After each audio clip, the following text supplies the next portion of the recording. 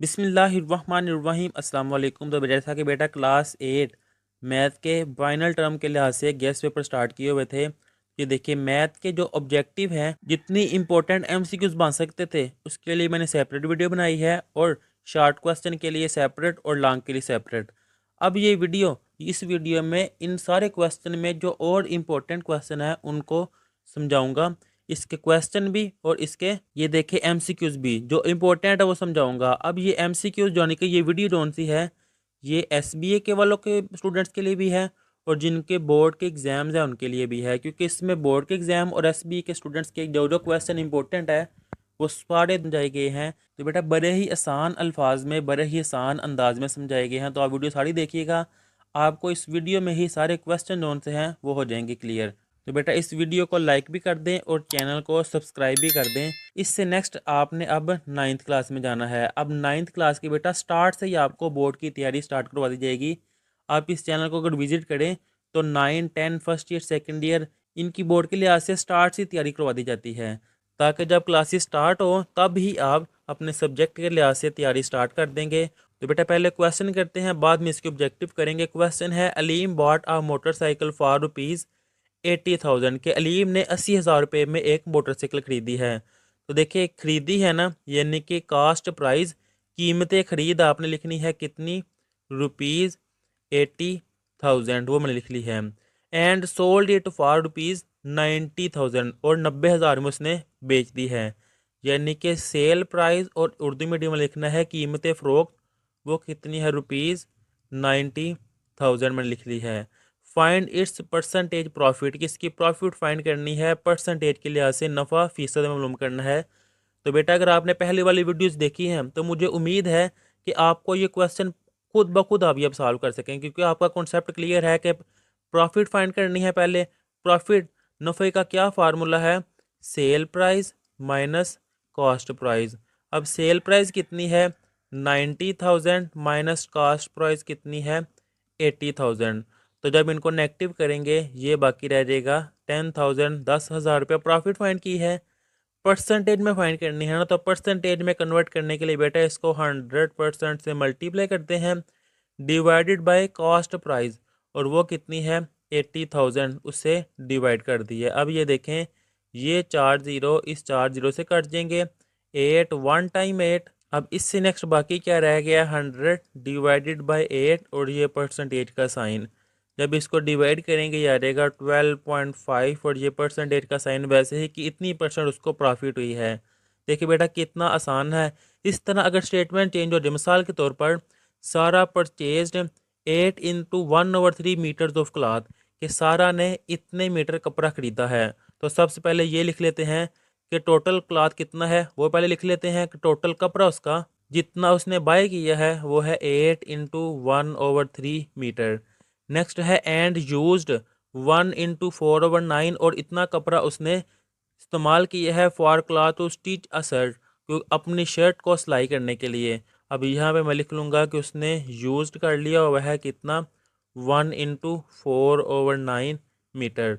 How much cloth left, के बाकी कितना कपड़ा रह गया है ये मैंने फाइंड करना है, और उर्दू में डी लिखना है बचा हुआ कपड़ा ये मालूम करना है। अब सबसे पहले मिक्स नंबर को सिंपल फ्रैक्शन में कन्वर्ट करेंगे। कैसे, इसको इससे मल्टीप्लाई करते, जो आंसर है ऊपर वाला ऐड कर देते हैं। 3 × 8 24 + 1 वो आ जाएगा 25/3 मीटर। वैसे ही इसी तरह इसको कन्वर्ट करेंगे तो ये देखें 9 1 टाइम 9 + 4 ये आ जाएगा 13/9 मीटर। अब लेफ़्ट ये फाइंड करना है ना, तो ये देखें बेटा मिसाल के तौर पर अगर आपके पास 30 रुपये हैं, आपने 10 रुपये यूज़ कर लिए, इस्तेमाल कर लिए, बाकी कितने बचे आपके पास 20 रुपये। वो कैसे, क्योंकि आपने टोटल में से जितने इस्तेमाल किए हैं वो नेगेटिव किए हैं। तो टोटल कपड़ा कितना है, ये है 25 डिवाइडेड बाय 3 माइनस जितना यूज़ हो गया है वो है 13/9। तो ये मैंने कैसे लिखा है, एग्जाम्पल से आपको समझा दिया है। अब इनका मैं एलसीएम लूँगा। ये देखें 3 है और 9, 3 9 के टेबल पे आता है इसलिए मैंने 9 ही लिखा है। अगर आपको नहीं समझ आई तो बेटा ये देखिए 3 और 9, 3 1 टाइम 3 और 3 3 टाइम 9। अब 3 1 वैसे ही 3 1 टाइम 3, और ये देखिए 3 × 3 क्या आ गया है 9। इस तरह मैंने 9 के लिए से एलसीएम लिया है। अब बेटा ये देखिए 25 वैसे ही 25 के नीचे डिनोमिनेटर में 3 है, 9 नहीं है, लेकिन यहाँ पे 9 है, तो 3 को मैं कहाँ तक मल्टीप्लाई करूँगा कि 9 आ जाए। 3 टाइम 9, उस 3 को इससे मल्टीप्लाई कर देते हैं। -13, वैसे ही अब 13 के डिनोमिनेटर में 9 है तो यहाँ पे कुछ भी नहीं आएगा। अब 25 मल्टीप्लाई 3, ये आ जाएगा 75 -13 डिवाइडेड बाई 9, तो ये मेरे पास आ जाएगा 62 डिवाइडेड बाई 9। अब इसको भी मिक्स्ड में कन्वर्ट कर लेते हैं। वो कैसे करते हैं ये देखें, ऊपर वाले टर्म को अंदर और नीचे वाले को बाहर। 9 6 टाइम 54, 62 -54, तो ये बाकी रह जाएगा 8। अब ये देखिए, ये होता है क्वोशंट, ये होता है रिमाइंडर और ये होता है डिवाइज़र। इसको लिखने का क्या मेथड है, पिछली वीडियोज़ में मैंने बेटा बताया था, जब इसके मैंने शॉर्ट क्वेश्चन और लॉन्ग क्वेश्चन करवाए थे, उन वीडियोज़ को लाजमी देखिएगा। Quotient into remainder over divisor, तो क्वोशंट क्या है 6, रिमाइंडर है 8। ये देखिए 6 इंटू 8, सॉरी मैंने क्यों लिख दिया है, 6 इंटू 8 डिवाइडेड बाई डिवाइज़र की जगह 9, तो ये इसका आंसर है। अब इससे नेक्स्ट क्वेश्चन है इस तरह का, the marked price of a water bottle is ₹1900। Marked price कितनी है, ₹1900। एक पानी की बोतल की लिखी हुई कीमत कितनी है, वो मैंने ये लिखती है। द सेलिंग प्राइस, कि उसको फ़रोख्त करने की कीमत कितनी है, ₹1729। तो ये मैंने यहाँ पे लिख दिया है, सेलिंग प्राइस इक्वल ₹1729। इस नेक्स्ट है, find the percentage discount on water bottle, कि कितनी डिस्काउंट हुई है, कितनी छूट हुई है, फीसद में मालूम करनी है। तो यहाँ पे मैं लिख लेता हूँ कि मैंने डिस्काउंट फाइंड करनी है परसेंटेज में, ये मैं लिखती है। अब डिस्काउंट तब ही मैं फाइनल करूँगा ना, तब ही परसेंटेज में, पहले मैं डिस्काउंट फाइंड करूँगा। तो डिस्काउंट फाइंड करने का फार्मूला होता है market price minus sale price. अब मार्केट प्राइस कितनी है 1900 माइनस सेल प्राइस कितनी है 1729। जब ये नेगेटिव करूँगा तो आंसर आ जाएगा 171। ये डिस्काउंट आ गई है। अब परसेंटेज में कन्वर्ट करना है, तो परसेंटेज में कन्वर्ट करने के लिए जैसे अभी आगे किया है, इसको 100% से मल्टीप्लाई करते हैं डिवाइडेड बाय इसकी ओरिजिनल वैल्यू, यानी कि मार्केट प्राइस, कॉस्ट प्राइस जो कि है 1900, वो मैंने लिख ली है 1900। अब ये देखें, ये 2 ज़ीरो इसे कट जाएंगे, 19 1 टाइम 19 और 19 9 टाइम 171, तो इसका आंसर आ जाएगा 19, सॉरी 19 मैं कह रहा हूँ 9 है, तो ये आ जाएगा 9% इसको डिस्काउंट हुई है। अब इससे नेक्स्ट है इस तरह का क्वेश्चन कि 27 into 1/2 kilogram rice is to be packed equally in 2 into 3/4 kg packets, कि इतने मेरे पास चावल है, इतने किलो, इसको मैंने पैक करना है पैकेटों में, और एक पैकेट जो सा उसका वज़न इतना है। Find the number of packets, कितने पैकेट्स में इतने चावल मैं पैक करूँगा और एक पैकेट का इतना वज़न है। तो सबसे पहले मैं लिख लेता हूँ कि मेरे पास टोटल राइस कितने हैं, और उर्दू मीडियम में लिखना है चावलों का वज़न जो कि कितना है 27 इंटू 1/2 किलोग्राम। अब एक पैकेट में कितना होना है, तो यहाँ मैं लिख लेता हूँ वेट इन 1 पैकेट जो कि कितना है 2 इंटू 3/4 किलोग्राम। बेटा मैं जगह ये इसलिए छोड़ रहा हूँ क्योंकि ये मिक्स नंबर है, जब भी क्वेश्चन को सॉल्व करते हैं मिक्स नंबर को पहले फ्रैक्शन में कन्वर्ट करते हैं। तो ये देखिए 27 मल्टीप्लाई 2 प्लस 1, 27 मल्टीप्लाई 2 आ जाएगा 54 प्लस 1, ये आ जाएगा 55 डिवाइडेड बाई 2 किलोग्राम। वैसे ही 4 2 टाइम 8 प्लस 3, ये आ जाएगा 11 डिवाइडेड बाई 4 किलोग्राम। मैंने इनकी तादाद फाइंड करनी है ना, तो उसके लिए मैं क्या करूँगा कि टोटल जो चावल हैं इन पे डिवाइड कर दूंगा। यानी कि अब आपको एग्जांपल बताता हूँ, बाद में समझाता हूँ। मिसाल के तौर पर मेरे पास 100 रुपीज़ है और मैंने पर पर्सन को 10 रुपीज़ देने हैं, तो कितने परसेंट को मैं पैसे दूंगा 10 को। क्यों, वो कैसे, ये देखें, जो टोटल पैसे हैं ना, इनको अगर मैं इनकी तादाद में डिवाइड कर दूँ, तो ये देखें 0 0 से कैंसिल, बाकी क्या आ जाएगा 10, कि फिर इतने परसेंट को ये पैसे दिए जाएंगे। अब इसी तरह टोटल चावल कितने हैं 55 डिवाइडेड बाई 2, इनको मैं डिवाइड कर दूंगा इनकी एक की तादाद पर 11 डिवाइडेड बाई 4। अब इससे नेक्स्ट मैं यहाँ पे सॉल्व करता हूँ। ये देखिए 55 डिवाइडेड बाई 2, डिवाइड जब मल्टीप्लाई में करते हैं तो चेंज हो जाती है जगह 4/11। अब 11 1 टाइम 11, 11 5 टाइम 55, 2 1 टाइम 2 और 2 2 टाइम 4 ये आ जाएगा 5 मल्टीप्लाई 2 वो आ जाएगा 10 और ये है इसका आंसर। अब इससे नेक्स्ट देखिए इस तरह के एक और क्वेश्चन, ये भी बिल्कुल इस तरह ही है कि इतनी मेरे पास शुगर है, इतने एक पैकेट में इतनी है और कितने पैकेट बनेंगे। तो बेटा ये सारा आपने इस तरह सॉल्व करना है। मैं वैसे स्पीड से आपको ज़रा करके बता देता हूँ, ये आपकी प्रैक्टिस है, खुद करना है। तो यहाँ पे आपने लिखना है टोटल शुगर कितनी है 45 इंटू 1/3 किलोग्राम। अब एक पैकेट में कितनी है 5 इंटू 2/3 किलोग्राम। इसको मैं फ्रैक्शन में कन्वर्ट करूँगा। 3 मल्टीप्लाई 45 वो आ जाएगा 135 प्लस 136/3 किलोग्राम। वैसे ही 3 5 टाइम 15 प्लस 2 ये आ जाएगा 17/3 किलोग्राम। अब मैंने क्या फाइंड करनी है, इनके पैकेट की तादाद। तो यहाँ पर लिखना है नंबर ऑफ पैकेट्स, और उर्दू मीडियम वालों के लिए लिखना है कि कुल पैकेटों की तादाद। तो ये देखिए क्या आया है टोटल 136 डिवाइडेड बाई 3, डिवाइड कर देना है इनकी एक की तादाद पे। तो जब ये डिवाइड मल्टीप्लाई में चेंज होता है 136 डिवाइडेड बाई 3 मल्टीप्लाई 3/17 जगह चेंज हो जाती है। 3 3 से कट जाएगा, 17 1 टाइम 17 और 17 8 टाइम 136, तो 8 पैकेट बनेंगे शुगर पैकेट के जब उनका वज़न इतना होगा एक का। अब इससे नेक्स्ट इस तरह का ही ये देखें, इतने राइस है मेरे पास, इतना उनका वज़न है। बिल्कुल बेटा ये देखिए इस तरह का है, सिर्फ स्टेटमेंट चेंज है, कॉन्सेप्ट वही है। यहाँ पे सबसे पहले टोटल राइस 58 इंटू 1/2 किलोग्राम, फिर ए कितने हैं 6 इंटू 1/2 किलोग्राम। आपने इसको मिक्स्ड को सिंपल फ्रैक्शन में कन्वर्ट करना है, इस मिक्स्ड को सिंपल फ्रैक्शन में कन्वर्ट करना है, फिर डिवाइड करना है, आपके पास बेटा आंसर आ जाएगा। अब इससे नेक्स्ट है ये देखिए सेट वाला कि एक्स दिया हुआ है, वाई दिया हुआ है, एक्स इंटरसेक्शन वाई और वाई इंटरसेक्शन एक्स, ये वेरीफाई करें। तो सबसे पहले लेफ्ट हैंड साइड जो कि है एक्स इंटरसेक्शन वाई, तो ये देखिए सबसे पहले एक्स लिखूंगा 1 4 5, ये एक्स के एलिमेंट है, वाई के एलिमेंट्स वो मैं यहाँ पे लिख दूंगा 4 6 8 9। इंटरसेक्शन लेना है, इंटरसेक्शन का साइन बेटा मैंने वीडियो में समझाया था डिटेल में यूनियन और इंटरसेक्शन कैसे लेते हैं, और मैंने ऐसा समझाया था और फिर मैंने कहा था कि इस तरह का कोई भी क्वेश्चन आया आपने खुद सॉल्व करना है। इंटरसेक्शन होता है दोनों सेट्स के एलिमेंट्स को जो सेम होते हैं वो लिखे जाते हैं। तो ये देखिए 1 इसमें है, इसमें नहीं है, 4 इसमें है, इसमें भी है, वो मैंने लिख दी है, 5 इसमें है लेकिन इसमें नहीं है, ये आंसर है लेफ्ट हैंड साइड का। अब मैं राइट हैंड साइड को सॉल्व करूँगा जो कि है y intersection x equal y क्या है 4 6 8 9, इंटरसेक्शन एक्स क्या है ये 1 4 5, इनका इंटरसेक्शन 4 इसमें भी है, इसमें भी है, 4 आ जाएगा।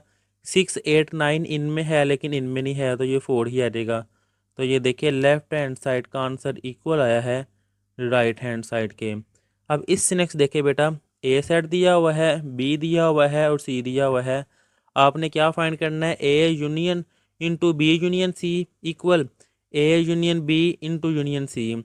तो यूनियन लेना आपको आता है लेफ्ट हैंड साइड, मैं आपको सॉल्व करके दूंगा, राइट हैंड साइड आपने खुद करनी है। तो ये देखें लेफ्ट हैंड साइड क्या है, A union into B union C. पहले मैं ब्रैकेट सॉल्व करूँगा जो कि है बी यूनियन सी। बी क्या है मेरे पास 1 4 यूनियन, सी क्या है मेरे पास 2 4 5। जब इनका यूनियन लेंगे, यूनियन होता है दोनों सेट्स के एलिमेंट्स को इकट्ठा करके लिख लेते हैं 1 2 4 5, ये बी यूनियन सी आ गया। अब ए के साथ इसका यूनियन लेंगे, A union B union C. A क्या है, ये है मेरे पास 1 2 3 4 5 यूनियन बी यूनियन सी है 1 2 4 5। जब इनका यूनियन लेंगे तो इन दोनों के भी इकट्ठे हो जाएंगे एलिमेंट्स 1 2 3 4 5। तो ये देखिए मेरे पास लेफ्ट हैंड साइड आई है। अब राइट हैंड साइड में आपको सिर्फ इसका आंसर दिखा देता हूँ। तो ये देखें पहले मैंने ब्रैकेट सॉल्व की है जो कि है ए यूनियन बी, सॉल्व किया तो मेरे पास ये आंसर आया।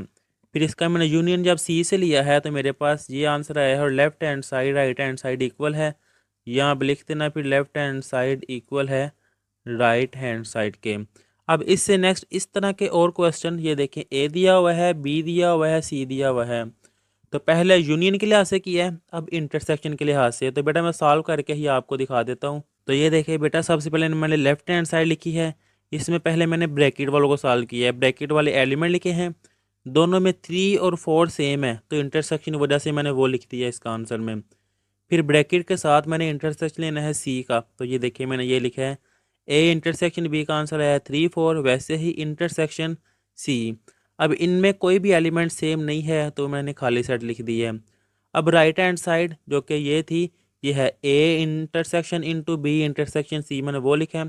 पहले मैंने ब्रैकेट को सॉल्व किया है, 6 7 आया है, फिर उसका मैंने ए के साथ इंटरसेक्शन लिया है, कोई भी एलिमेंट सेम नहीं आया तो ये भी एम्प्टी आया है, तो लेफ्ट हैंड साइड इक्वल है राइट हैंड साइड के। अब इससे नेक्स्ट ये देखें, the nth term of the arithmetic sequence is, ये nth टर्म दी हुई है बेटा, जमी सिलसिला की nth टर्म। अब इसमें अर्थमेटिक सीक्वेंस वो कह रहा है बनाए, तो बड़ा ही आसान है, इस तरह का कोई भी क्वेश्चन है तो बेटा ऐसे करना है। ये देखिए ए एन इक्वल 5n-2, इसमें सबसे पहले पुट करना है n की जगह पे 1। जब 1 पुट करेंगे a1 इक्वल 5 इंटू 1-2, तो 5 1 टाइम 5 -2 वो आ जाएगा 3। फिर n की जगह पे 2 पुट करना है, तो a2 इक्वल 5, n की जगह पे 2 -2, 5 2 टाइम 10 -2 वो आ जाएगा 8। फिर इससे नेक्स्ट n की जगह पे 3 पुट करना है, तो वो आ जाएगा a3 इक्वल 5, n की जगह पे 3 -2, तो 5 3 टाइम 15 -2 वो क्या आ जाएगा 13। तो इस लिहाज से आपने लिख देना है कि 3 8 13, इस तरह ये सीक्वेंस सो ऑन चल रही है, ये इसका आंसर है। चाहे आप एन की जगह पे अब 4 भी पुट करके देख सकते हैं, तो आपके पास आंसर आ जाएगा बेटा 18, क्योंकि 5 5 ऐड हो रहा है। अब इससे नेक्स्ट वो कह रहा है first 5 term of geometric sequence, पिछला अर्थमेटिक सीक्वेंस में था, अब ज्योमेट्रिक सीक्वेंस में चेंजिंग कोई भी नहीं है। उसने सीक्वेंस क्या है ना, इसमें उसने कह दिया पहले 5 टर्में फाइंड करें, अगर 5 का हो तो मैंने फिर एन की जगह पे 5 तक पुट करना है। पहले मैं पुट कर दूंगा n इक्वल 1, तो ये देखिए ये माइनस नहीं है, आपको बाय मिस्टेक लग रहा है, मुझसे भी बाय मिस्टेक लिखा गया है, ये सिंपल ए एन है। n की जगह पे अगर 1, तो a1 इक्वल 4 मल्टीप्लाई -4 की पावर 1 -1, तो ये देखिए 4 मल्टीप्लाई -4 की पावर 0, किसी भी नंबर की पावर 0 वो 1 की इक्वल होती है, और 4 1 टाइम 4 ये मेरे पास पहली टर्म आ गई है। अब n की जगह पे 2, तो ये आ जाएगा a2 इक्वल 4 मल्टीप्लाई -4 की पावर, n की जगह पे 2 -1, 4 मल्टीप्लाई -4 की पावर 1, तो प्लस माइनस माइनस 4 4 टाइम ये आ जाएगा 16, सेकेंड भी आ गई। अब n की जगह पे 3, तो a3 इक्वल 4 मल्टीप्लाई -4 की पावर, n की जगह पे 3 -1, वो मेरे पास आ जाएगा बेटा यहाँ पे 2। तो ये देखिए 4 मल्टीप्लाई -4 का स्केयर जो कि है 16, 16 मल्टीप्लाई 4 वो आ जाएगा 64। अब तीसरी टर्म भी आ गई है, इसने 5 का है, तो n की जगह पे अब 4, तो a4 इक्वल 4 मल्टीप्लाई -4 की पावर 4 -1, तो 4 मल्टीप्लाई -4 की पावर 3, ये आ जाएगा 4 मल्टीप्लाई नेगेटिव नंबर की पावर अगर आड हो तो माइनस वैसे ही, और 4 की पावर 3 वो आता है 64, प्लस माइनस -64 मल्टीप्लाई 4 ये आ जाएगा 256। अब इससे नेक्स्ट बेटा मैंने n की जगह पे 5 पुट करना है, यह मैं लिख देता हूँ। तो देखें a5 इक्वल 4 मल्टीप्लाई -4 की पावर ये 5 -1 वो आ जाएगा 4 मल्टीप्लाई -4 की पावर 4। इससे नेक्स्ट ये है कि 4 मल्टीप्लाई -4 की पावर 4 वो होता है 256, क्योंकि 4 इवन है और नेगेटिव को वो पॉजिटिव में कन्वर्ट कर देता है। जब ये मल्टीप्लाई होंगे तो जाएगा 1024, ये इसकी 5वीं टर्म भी आ गई है, ये चौथी, ये तीसरी, ये दूसरी और ये पहली, इस तरह इसका आंसर आ गया। अब इससे नेक्स्ट वो कह रहा है इसको इसकी सिंपल फॉर्म में कन्वर्ट करना है, ये क्वेश्चन है। ये देखें 3 2 मल्टीप्लाई 5 वो आ जाएगा 10 मल्टीप्लाई 5 की पावर 4 वैसे ही 9 है, तो इसको मैं लिख सकता हूँ 3 का स्केयर और ये पावर 4 वैसे ही। ऐसा मैंने इसलिए किया है कि ऊपर भी 3 है नीचे भी 3 बन जाएगा सेम, मल्टीप्लाई 5 की पावर -2 वैसे ही। अब ये देखिए 3 की पावर 10 मल्टीप्लाई 5 की पावर 4, ये भी 5 है, इसकी पावर नीचे नेगेटिव है ऊपर जाएगी तो पॉजिटिव, तो पावर मैंने इकट्ठी कर ली हैं, डिवाइडेड बाय 3 की पावर 2 मल्टीप्लाई 4, ये आ जाएगा 8। ये देखिए 3 की पावर 10 नीचे 8 है, जब ऊपर जाएगी तो आ जाएगी -8 मल्टीप्लाई 5 की पावर 4 + 2, ये आ जाएगी 6। अब इससे नेक्स्ट 3 की पावर 10 -8 वो आ जाएगी 2 मल्टीप्लाई 5 की पावर 6, सिंपल ये इसका आंसर है। अब इससे नेक्स्ट वो कह रहा है फाइंड स्क्वायर रूट ऑफ इस वैल्यू की बाय प्राइम फैक्टराइजेशन के बजरिया तज्जी इसका जज़र मालूम करें। तो बड़ा ही आसान है बेटा, सबसे पहले इसकी तज्जी कर लेते हैं। ये 3969 3 पे डिवाइड हो रहा है, 3 1 time 3, 3 3 time 9, 3 2 time 6, 3 3 time 9, again 3 पे डिवाइड हो रहा है, 3 4 टाइम 12, 1 कैरी होगा, ये बन जाएगा 12, 3 4 टाइम 12 और 3 1 टाइम 3, अगेन 3 पे डिवाइड, 3 1 टाइम 3, 1 कैरी होगा 14, 3 4 टाइम 12, 2 कैरी होगा तो 21, 3 7 टाइम 21। अब ये देखिए 3 4 टाइम 12, 2 कैरी होगा 27, 3 9 टाइम 27, 7 7 टाइम 49 और 7 1 टाइम 7। अब स्क्वायर रूट फाइंड करना है ना, यानी कि ये जज़र का साइन स्क्वायर रूट क्या है 3969। इसके मैंने प्राइम नंबर बना लिए हैं जो कि ये आए हैं 3 multiply 3 multiply 3 multiply 3 multiply 7 multiply 7। अब स्क्वायर रूट को कट करना है ना, तो इनको मैं दो दो की फॉर्म में लिख लूँगा, इनके पेयर बना लूँगा कि 3 का स्क्वायर मल्टीप्लाई 3 का स्क्वायर मल्टीप्लाई 7 का स्क्वायर। तो ये देखें सबको मैं सेपरेट कर दूँगा, 3 का स्क्वायर मल्टीप्लाई स्क्वायर रूट 3 का स्क्वायर मल्टीप्लाई स्क्वायर रूट 7 का स्क्वायर। तो ये सारे स्क्वायर रूट से काट देंगे, ये आ जाएगा 3 मल्टीप्लाई 3 मल्टीप्लाई 7। जब इनको मल्टीप्लाई करेंगे आपस में तो आंसर आ जाएगा 63। ये है इसका आंसर, इतना आसान। अब इससे नेक्स्ट ये देखें the area of square shaped field is इतना, के एरिया कितना है स्क्वायर शेप का 14,400 square metre. Find the length, इसकी लेंथ फाइंड करनी है। तो बेटा अगर देखा जाए ना, ये देखें एरिया होता है लेंथ का स्क्वायर, और उसका कहने का मतलब ये है कि मैंने लेंथ फाइंड करनी है। तो एरिया की जगह पे मैं लिख लेता हूँ अगर कि एल का स्क्वायर वो इक्वल है 14,400। मैंने वन साइड की लेंथ फाइंड करनी है ना, यानी कि मैंने सिंपल एल फाइंड करना है, स्क्वायर नहीं। तो स्क्वायर ख़त्म करने के लिए मैंने इस तरफ भी स्क्वायर रूट ले लिया है, इस तरफ भी स्क्वायर रूट ले लिया है। ये देखिए ये स्क्वायर रूट से कैंसिल, तो ये आ जाएगा एल इक्वल स्क्वायर रूट 14,400। अब इसका मैंने स्क्वायर रूट फाइंड करना है ना, तो बेटा इसको कैसे सॉल्व करना है ये समझिएगा ज़रा। इस वैल्यू को यहाँ पे मैंने वैसे लिख लिया है। अब क्या करते हैं, जब स्क्वायर रूट लेते हैं लास्ट से 2 2 का पेयर बना लेते हैं। अब समझिएगा बेटा ज़रा ध्यान से कैसे। अब 1 कौन से दो टेबल हैं कि मल्टीप्लाई करूँ 1 आए, तो 1 1 टाइम 1 आ गया है। अब नेक्स्ट पेयर में नीचे ले जाऊँगा जो कि है 44। अब यहाँ पे क्या लिखते हैं, इन दोनों को ऐड करके लिखते हैं कि 1 + 1 वो आ जाएगा 2। अब 2 के साथ ऐसा नंबर रखते हैं कि जिसको उस नंबर से ही मल्टीप्लाई करूँ तो 44 आ जाए। अब देखिए 2 है ना, इसके साथ अगर मैं 2 लिखूँ तो 22 मल्टीप्लाई 2 वो मेरे पास आ जाएगा 44। अब नेक्स्ट पेयर क्या है 0 0। तो देखें जब 0 0 पेयर हो ना, पूरा पेयर हो तो यहाँ पे एक ज़ीरो आ जाता है। अगर सिंगल ज़ीरो हो फिर नहीं आता, डबल ज़ीरो है जिसका मतलब है यहाँ पे एक ज़ीरो आ जाएगा।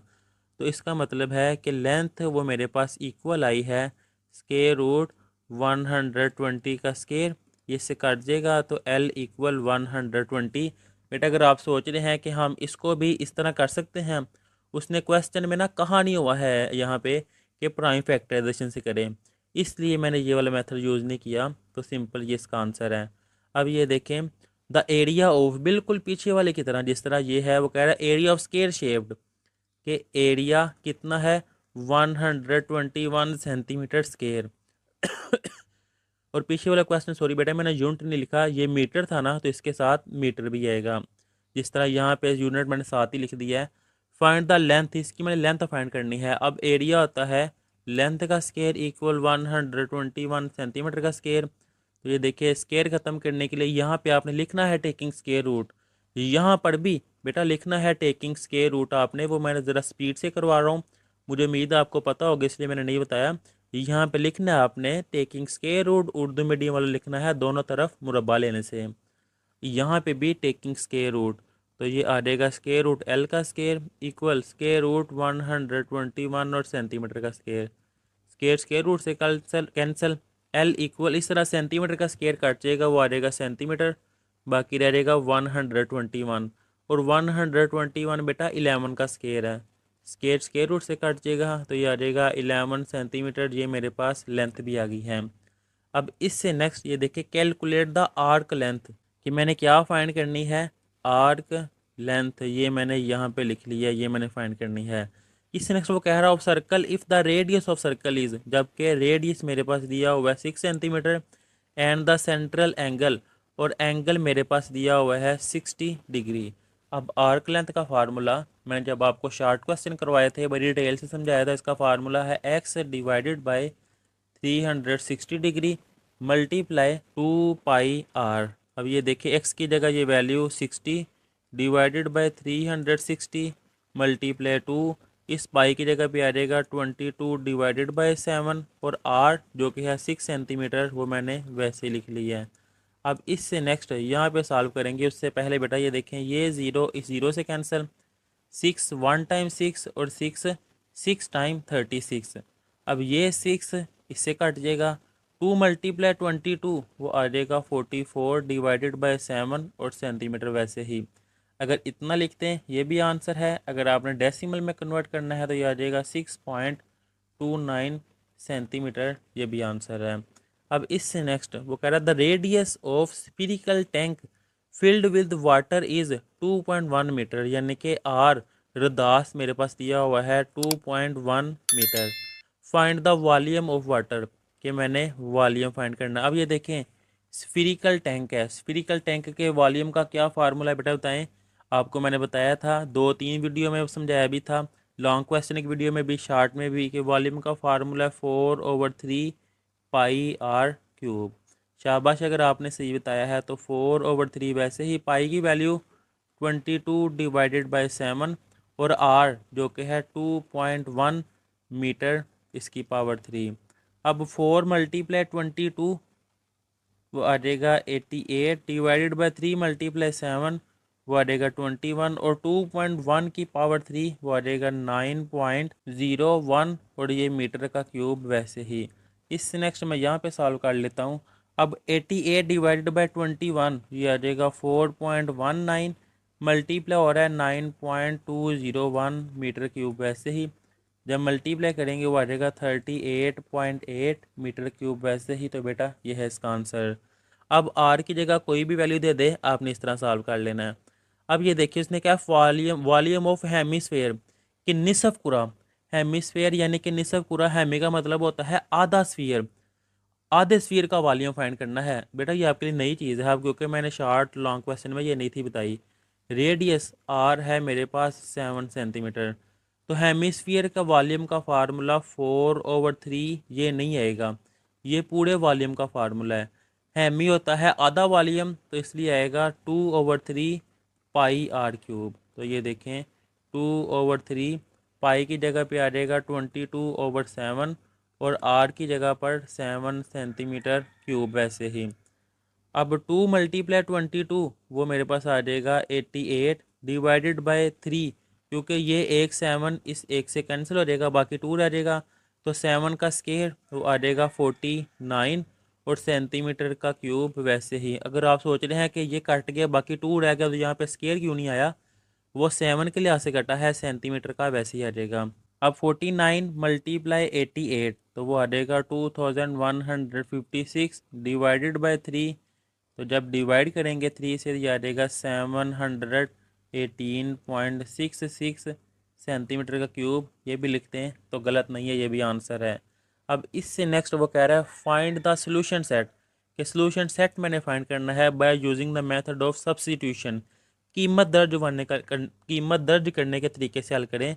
बेटा है ये बड़े आसान क्वेश्चन, लेकिन बच्चों को मुश्किल लगते हैं क्योंकि थोड़ा लेंथी है, तो मैं बड़े ही आसान अंदाज में आपको समझाऊंगा, ये समझिएगा। अब 2 इक्वेशन है ना, ये ये देखिए मैंने वैसे ही लिख ली है 5x माइनस 4y इक्वल 9 और दूसरी equation x plus 2y equal 13। अब इन दोनों इक्वेशंस को मैं देखूंगा तो जो सिंगल वैल्यू होगी ना, चाहे x के साथ 1 हो चाहे y के साथ 1 हो, मैंने उसकी वैल्यू फाइंड कर लेनी है। अब ये देखें x के साथ 1 है तो इसमें से मैं x निकाल लूँगा। 13 प्लस 2y इस तरफ आएगा तो माइनस 2y।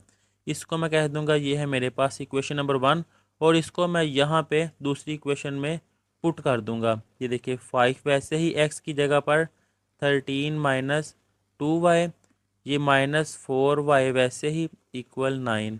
अब 5 मल्टीप्लाई 13 ये आ जाएगा 65।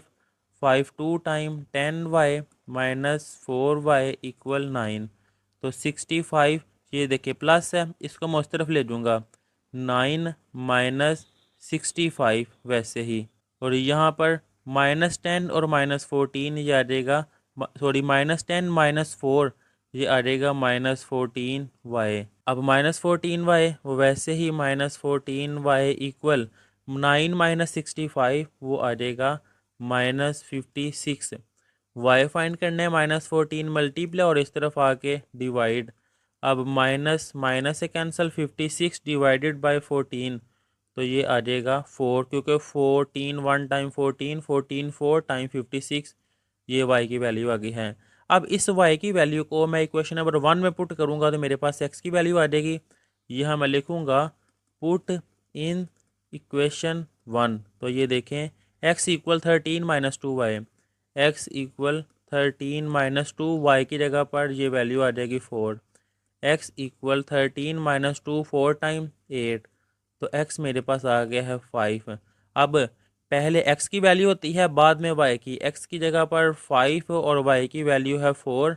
अगर इसको कर्ली ब्रैकेट में लिख दें तो बेटा ये सॉल्यूशन सेट होता है, और वही उसने कहा था सॉल्यूशन सेट बताएं, तो ये आपने लाजमी लिखना है।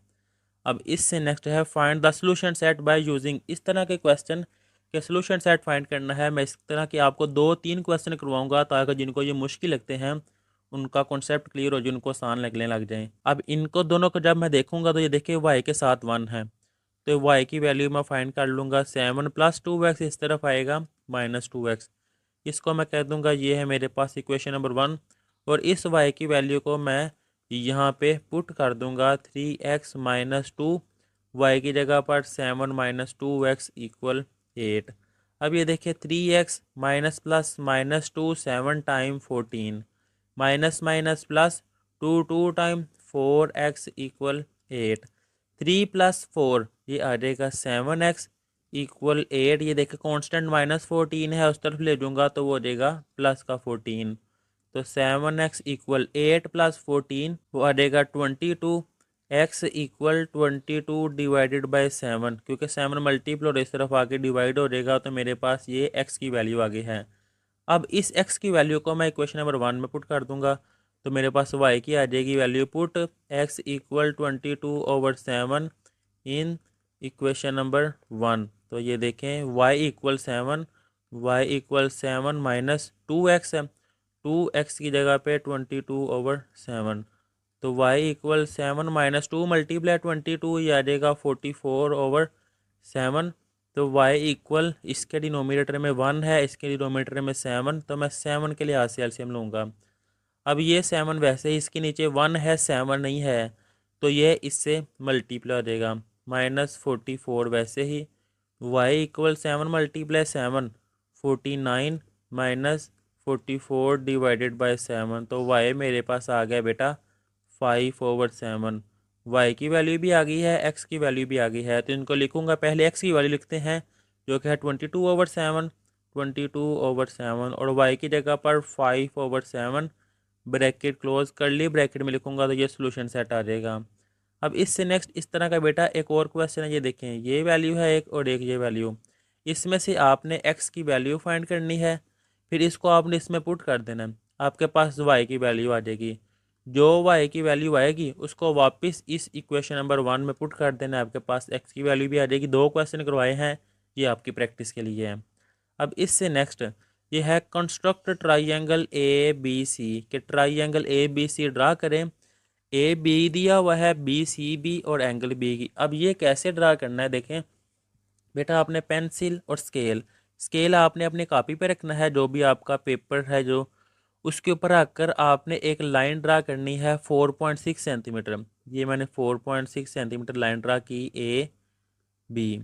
अब ये देखिए बी सी, बी तो मेरे पास है लेकिन सी नहीं है, तो ये मैं बाद में करूँगा। अगली है कि बी पर एंगल है 90, तो आपने बी पर डी की मदद से देखना है। जब आप डी को इस पॉइंट पे रखेंगे तो बिल्कुल ऊपर यहाँ पे 90 डिग्री एंगल बन रहा होगा, वहाँ पे आपने पॉइंट लगा के बाद में स्केल की मदद से इन पॉइंट्स को आपस में मिला देना है।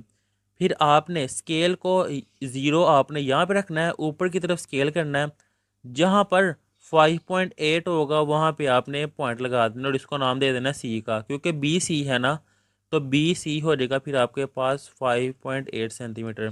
ये जो पॉइंट सी आया है इसको जब आप ए से मिलाएंगे तो आपके पास ट्राइंगल ए बी सी ये बन जाएगी। फिर इस तरह अगर ये देखिए वो कह रहा है स्केल ड्रा करें A B C D if its diagonal is 3 centimetre more than its one side, कि आपने एक स्केल ड्रा करना है जिसके डायगोनल 3 सेंटीमीटर है। अब डायगोनल बेटा क्या होता है वितर, ये देखिए मिसाल के तौर पर आपको समझाने के लिए मैंने एक स्केल लिया, ये लो शेप ख़राब हो गई है, दोबारा मैं करता हूँ कि मैंने ये मिसाल के तौर पर एक स्केल बनाया है। अब डायगोनल होता है कि अगर ये वाला कोना इस कोने से मिलाऊं और ये कोना इस कोने से मिलाऊं, इसको कहा जाता है डायगोनल्स। अब वो कह रहा है इन डायगोनल की लेंथ 3 सेंटीमीटर है, स्केल ड्रा करें और स्केल की साइड डायगोनल की साइड से छोटी है, यानी कि डायगोनल इसकी साइड से बड़ा है। तो ये देखें आपने अपनी कॉपी पर एक लाइन ड्रा करनी है कितनी, 3 सेंटीमीटर की। ये मैंने एक लाइन ड्रा कर ली है 3 सेंटीमीटर। अब बेटा क्या करना है आपने, अब आपने कंपास पकड़नी है यानी कि पनकार, उसको आपने इस पॉइंट को नाम दे देना है ए। इस पॉइंट पर आकर आपने इससे थोड़ी सी कम, मिसाल के तौर पर यहाँ तक आपने पनकार ओपन करनी है। पनकार ओपन करके आपने ऊपर और नीचे आर्क लगा देनी है। पनकार को चेंज नहीं करना, उतनी ही आपने इस पॉइंट पर रखनी है, ऊपर और नीचे आर्क लगा देनी है। ये जो पॉइंट आए हैं ये देखिए, एक ये पॉइंट आएगा, एक ये पॉइंट आएगा। इस पॉइंट को आपने आपस में मिला देना है, इसको इससे मिला देना है, इसको इससे मिला देना है, इस पॉइंट को इस पॉइंट से और इनको इससे। जब आप ड्रा करेंगे ना, ये तो मैंने आपको समझाने के लिए किया है, जब आप एक्यूरेट इस तरह ड्रा करेंगे तो फिर देखिएगा आप स्केल रख कर कि आपकी ये वाली साइड, ये वाली साइड, ये वाली साइड और ये वाली साइड चारों आपस में बराबर होंगी और उनकी लेंथ 3 सेंटीमीटर से छोटी होगी। तो यही बताना था। अब स्केल अगर आप सोच रहे हैं कि सर स्केल की शेप तो इस तरह की होती है, लेकिन बेटा इसको अगर मैं घुमा दूँ, इस साइड को मैं इस तरफ ले जाऊँ, इसको साइड को मैं इस तरफ ले आऊँ, तो फिर ये इस तरह में कन्वर्ट हो जाएगी। तो स्केल इस तरह भी होता है। स्केल का बस सिर्फ डिफाइन ये है कि इसकी चारों साइडें बराबर होती हैं। तो जब आप ऐसे ड्रा करेंगे चारों साइडें बराबर आएंगी। What is the probability of getting 2 और 5, तो इसमें 2 या 5 आने के कितने मकानात हैं। तो देखें लूडो का जो दाना होता है ना, जिसको घुमाते जिससे वो खेलते हैं, उसमें कौन कौन सी वैल्यूज होती हैं, 1 2 3 4 5 6, यही 6 होती हैं ना, 6 साइडें होती हैं। अब वो कह रहा है कि प्रोबेबिलिटी फाइंड करो, या तो मेरे पास 2 आए या तो मेरे पास 5 आए। तो मैं कह देता हूँ मिसाल के तौर पर ए वाला सेट, इसमें मेरे पास 2 आ गया है और बी वाले में मेरे पास 5 आ गया है। आड़ है ना, इसलिए मैंने सेपरेट ड्रा किया है। अब इनकी प्रोबेबिलिटी फाइंड करनी है। तो ये देखिए प्रोबेबिलिटी ऑफ ए ये होता है number of A divided by number of sample total जो है। प्रोबेबिलिटी ऑफ बी वो इक्वल है number of B divided by total जो कि एस है। अब S, N of S, N of S का मतलब है एस के एलिमेंट्स की तादाद, एन इनकी तादाद होती है, कितनी है 1 2 3 4 5 6, वो मैंने लिख दिया 6। अब एन ऑफ ए इनकी तादाद कितनी है, 1 2 नहीं लिखना आपने, एक एलिमेंट है इनकी तादाद।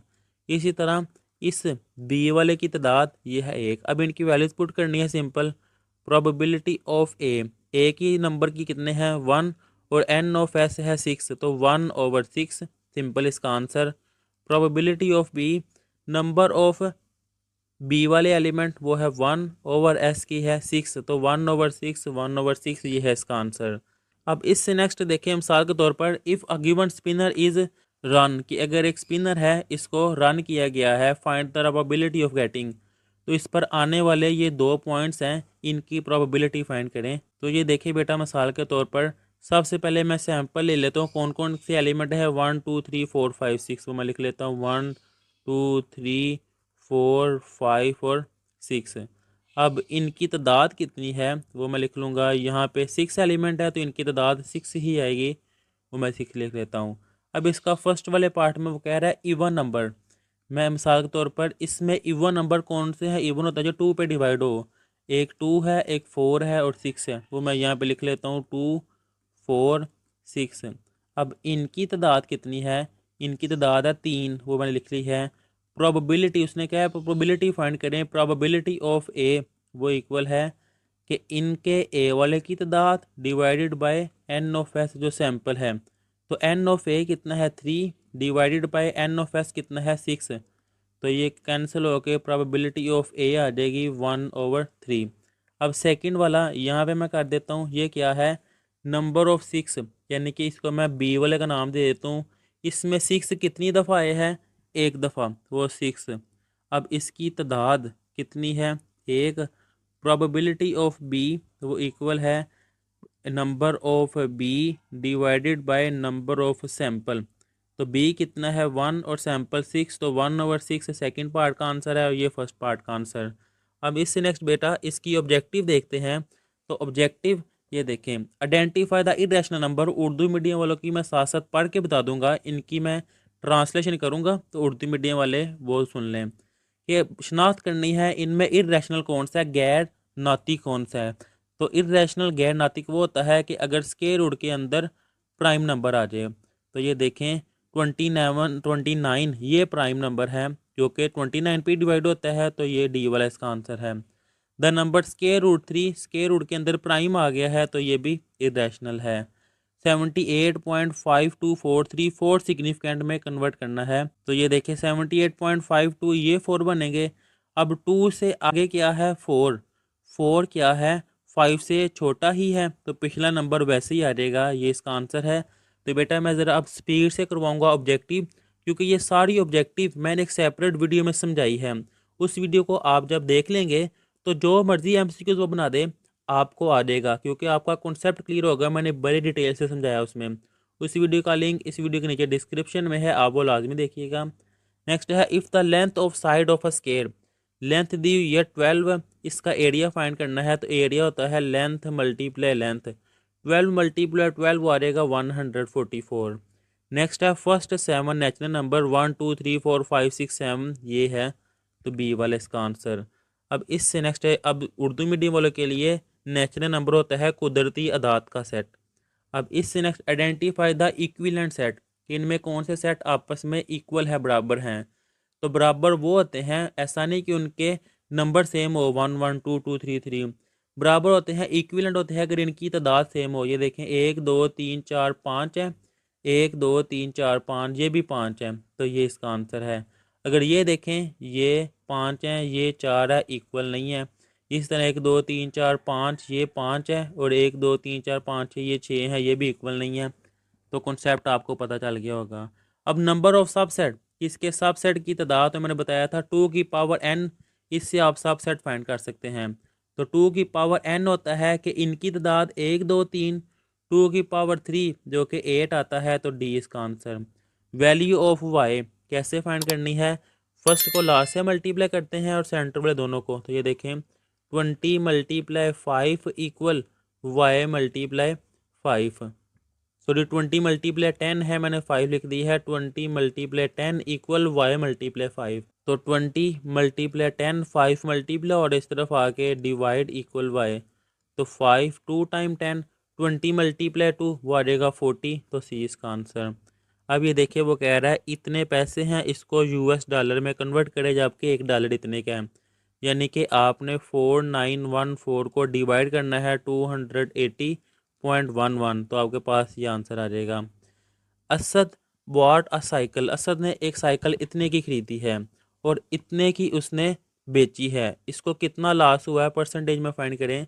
तो क्वेश्चन करवाए हैं कैसे करना है, इसमें से ये वैल्यू नेगेटिव करनी है, बाकी आपके पास आ जाएगा 2000 फिर परसेंटेज में कन्वर्ट करना है, उसके लिए divided by total value multiply 100, तो ये आंसर आ जाएगा। नेक्स्ट है आइडेंटिफाई द ज्योमेट्रिक सीक्वेंस। इनमें ज्योमेट्रिक सीक्वेंस की शिनाख्त करनी है। तो बेटा ज्योमेट्रिक सीक्वेंस कौन सी होती है? ऐसी सीक्वेंस ज्योमेट्रिक होती है अगर सेकंड माइनस हो, सेकंड डिवाइड, ये देखें सेकंड डिवाइडेड बाय फर्स्ट की जाए ना, कि अगर सेकंड डिवाइडेड बाय फर्स्ट और थर्ड डिवाइडेड बाय सेकंड करे आंसर सेम आए, वो ज्योमेट्रिक सीक्वेंस होती है। देखें 9 - 3 सॉरी 9 डिवाइडेड बाय 3 वो आ जाएगा 3, 27 डिवाइडेड बाय 9 वो भी आएगा 3, सेम आया है। इसको करके देख ले, सेम नहीं आएगा। 6/3 वो आएगा 3, 27/6/3 वो आ जाएगा 2, और 27/6 वो डेसिमल में आ जाएगा, सेम नहीं आया। इस तरह फर्स्ट वाला। अब इसमें नेक्स्ट टर्म फाइंड करनी है 2, 8, 14। अब देखिए 2 + 6 8, 8 + 6 14, 14 + 6 20। अब इससे next open sentence, the open sentence is, इसमें सेंटेंस कौन सा है जिसमें एक्स आ जाए? तो ये है। अब द प्रोडक्ट ऑफ मल्टीप्लाई करना है 2 7 × 14 x3 × x2 वो आ जाएगा x5। अब x + 1/x इसके इक्वल है x² + 1/x² फाइंड करना है। तो ये देखें x + 1/x इक्वल है 4 के। स्केयर लेना है x + 1/x का, चलो यहाँ पे कर लेते हैं स्केयर इसका भी। तो x² + 1/x² a² + b² + 2ab, 2 first वाली और लास्ट वाली इक्वल 4 का स्केयर वो आ जाएगा 16। ये x इससे कैंसिल, तो x² + 1/x² इक्वल 16 + 2 इस तरफ आएगा -2, तो ये आ जाएगा 14। तो ये बी वाला इसका answer. The equation x equal -2, अगर x की वैल्यू माइनस में दी हो, x की वैल्यू दी हो वो वर्टिकल लाइन होती है, अगर y की वैल्यू दी हो तो हॉरिजॉन्टल होती है। अब ये इक्वेशन है, इसमें x की वैल्यू फाइंड करनी है, इस y को इसमें पुट कर देना। तो ये देखें 3x + 2 y की जगह पर 3 इक्वल 9, तो 3x 2 × 3 वो आ जाएगा 6 इक्वल 9। इससे नेक्स्ट 3x इक्वल +6 है, इस तरफ आके -6, तो 9 - 6, तो 3x इक्वल 3, 3 3 से कट जाएगा, तो x इक्वल आ जाएगा 1, तो ए वाला इसका answer. The slope of 2x + y equal 1, slope कैसे फाइंड करते हैं? y इक्वल mx + c, इसमें x के साथ जो होता है वो स्लोप होता है। तो इसमें देखें y इक्वल +2x है, इस तरफ आएगा -2x + 1 वैसे ही, तो x के साथ जो m है ये स्लोप है जो कि है -2। अब इस इक्वेशन में the equation of statement the price of a book and 3 pencil is ₹90 is, ये आ जाएगा x प्लस के प्राइस ऑफ अ बुक, एक बुक है, 3 पेंसिल है, 3y इक्वल 90। इससे नेक्स्ट है a line that intersect a circle eight 2 point is called सीकेंड, अगर एक लाइन सर्कल को, ये देखिए ये लाइन सर्कल को 2 पॉइंट से टच करे, ये कट करे, टच नहीं करे कट करे, उसको कहा जाता है सीकेंड लाइन। अब इससे next if the radius of a cone, radius 3 दिया हुआ है और उसकी हाइट ये दी हुई है, वॉल्यूम फाइंड करना है 37.7 सेंटीमीटर क्यूब, ये इसका आंसर है। और ये आगे मैंने डिटेल से समझाया था एमसीक्यूज वाली वीडियो में। इससे नेक्स्ट ये कह रहा है the length, arc length find करनी है इन द गिवन फिगर, इस गिवन फिगर में। तो इस तरह के बेटा भी क्वेश्चन किया है, क्या था x/360 × 2πr, आर कितना है ये है, इसमें देखिए खुद सॉल्व कीजिएगा। चलिए मैं कर देता हूँ आपको।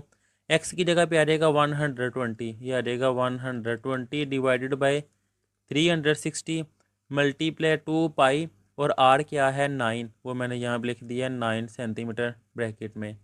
0 0 से cancel, 12 1 time 12 12, 3 time 36, 3 1 time 3 3, 3 time 9।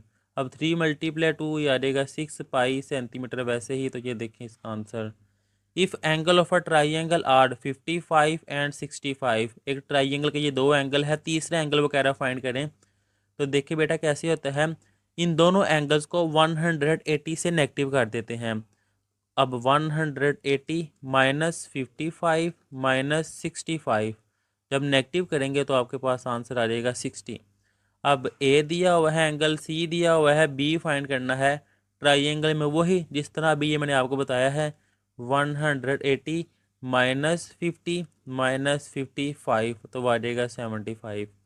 इससे नेक्स्ट है sum of interior angle of a quadrilateral is 360 के क्वाड्रिलेटर के अंदर वाले एंगल का सम वो 360 के इक्वल होता है और ट्राइंगल के अंदर वाले एंगल का सम 180 होता है। ये भी आपने याद रखना है।